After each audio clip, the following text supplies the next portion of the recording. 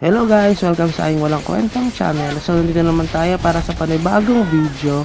Ngayon guys, ay i-review natin yung ating skill talents and class talent dito. No, dahil nga marami nagre-request, so ito na yun guys. So, kapag mahilig kayo sa PvP, pataasin nyo itong hit up. Okay? Instead sa combo damage, mag-hit up muna kayo. Yun na, yung para sa akin. Pero kung kayo ay farming or mahilig lang kayo mag-farm, mag-combo damage kayo, huwag niyo muna patasin yung hit up. Tapos, instead of maximum damage or maximum weapon attack, ang kuhain nyo yung minimum weapon attack.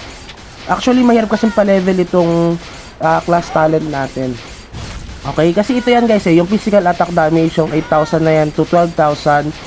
Yung 8,000 yan yung minimum damage natin. Yung 12,000 yan yung maximum damage natin. Okay, so nagre-range lang dyan guys yung ating physical damage sa mobs at the same time sa mga players. Pero syempre depende talaga yan sa defense ng mga kalaban natin at saka red boss. Pero mas maganda kasi na mas magandang pataasin yung minimum weapon natin compared sa maximum weapon. Pero kung medyo mataas naman na yung class talent nyo, pataasin nyo na rin yung maximum weapon nyo. Pero kung hindi naman, doon muna kayo sa minimum weapon. Tapos doon sa combo damage and SDR damage kung farming lang kayo.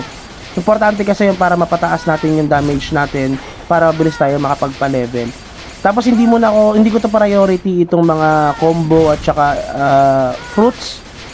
Dahil ang ginagawa ko dito para magkaroon ako ng MUC at mapataas ko yung ating class talent ay binebenta natin yung combo at saka yung seed natin. Alam niyo ba guys na sa moment na ito sa aming 600 plus na mga character, may mga 700 na nga sa amin dito sa server 141 to 144 ay mahal na yung SD seed.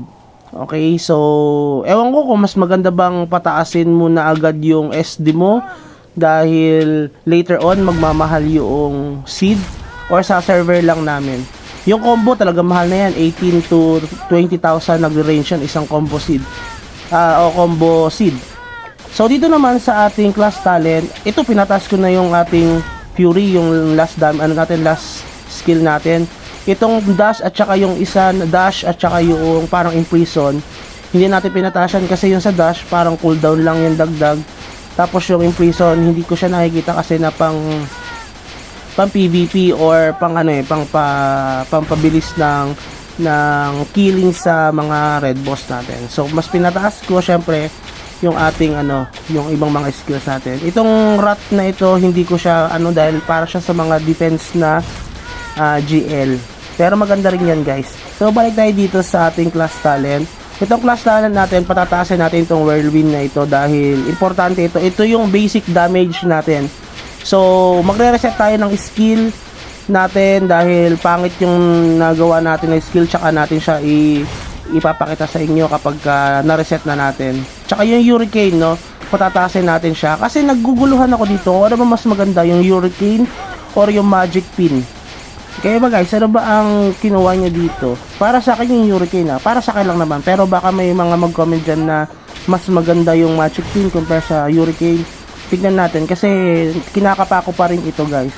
Kasi kailangan ko pataasin din yung circle shield ba yon? Kasi maganda yung bigayan ng pag nag level 5 Kasi dagdag na defense sa atin. Kaya hindi ko rin ma-maximize yung skills natin. Kaya talagang hindi ko makuha yung dalawang skills na mataas ang level. Kasi isa level 3 lang yung hurricane natin, di ba? Which is dapat pataasin natin din. Medyo magastos at mahal yun. At the same time, wala tayong mga materials. So, hindi tayo kailangan natin i-maximize kung saan natin lalagay yung mga skills natin, skill points natin. So, dito naman sa ating yung hurricane na yan, sa susunod natin patataasin pag na-max na natin yung combo damage. Tapos pala guys, ang ginagawa ko baka makatulong din sa inyo, yung daily, syempre nag-top up tayo yung 55. Dating 55, ngayon 61 na ata siya ngayon. Nalagdagan natin ng tax. Ang ginagawa natin, dahil may MUC tayo, dahil nakapag naman tayo daily, inile-level up natin yung ating class talent and skill talents via MUC.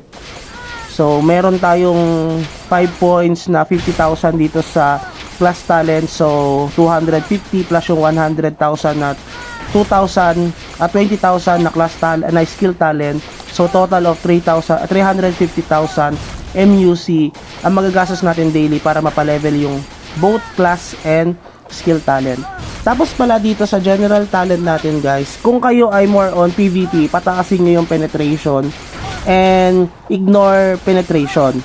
Pataasin nyo yun. Pero kung kayo ay more on leveling, damage, no, o yung fast skill sa mga mobs, pataasin nyo yung double attack, yung superb damage, at saka yung lucky damage.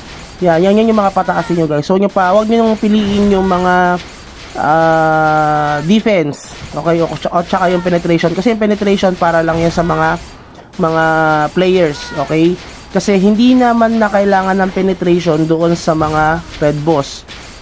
So para mas ma-maximize nyo yung damage nyo, syempre ilagay nyo yun sa ibang mga options.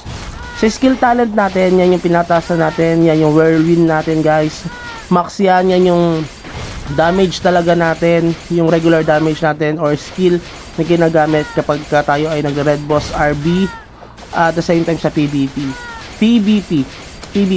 Tapos yung Fury yan, patataasin natin yan later on, makukuha na natin yung max na level niyan. Yung Imprison kasi parang hindi ko siya nakikita na maganda nga, kaya hindi ko siya pinataas. Pero kung tutusin, kung sa skills at skills lang din ang pag-uusapan, yung sa skill talent, mas gusto ko yung skill na bigayan ng Wizard, ano ba tawag doon? Wizard Swift. Okay, mas maganda yun para sa akin. Ang ganda kasi ng options niya eh. It's just so happen na hindi tayo nag-Wizard ngayon, so tayo ay nag-Grow Lancer. So tignan natin kung marami tayong magiging viewer dito or marami tayong matutulungan dito sa ating vlog sa ating Grow Lancer. So yun lang siguro, and thank you for watching. So susunod na vlog plan natin guys ay i-upload natin yung ating skills pag nag-reset na tayo. At the same time siguro sasama natin ng PvP para mas ma-check natin, mag-gauge natin yung character natin kung gaano kalakas. Yung character natin hindi na tayo tumaas, tayo ay nasa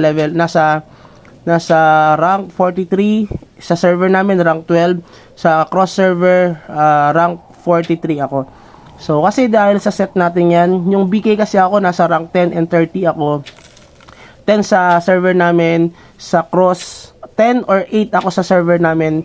Then sa cross server ako ay nasa 30 or 32, 31, mga ganun. Doon lang naglalaro yung ranking natin.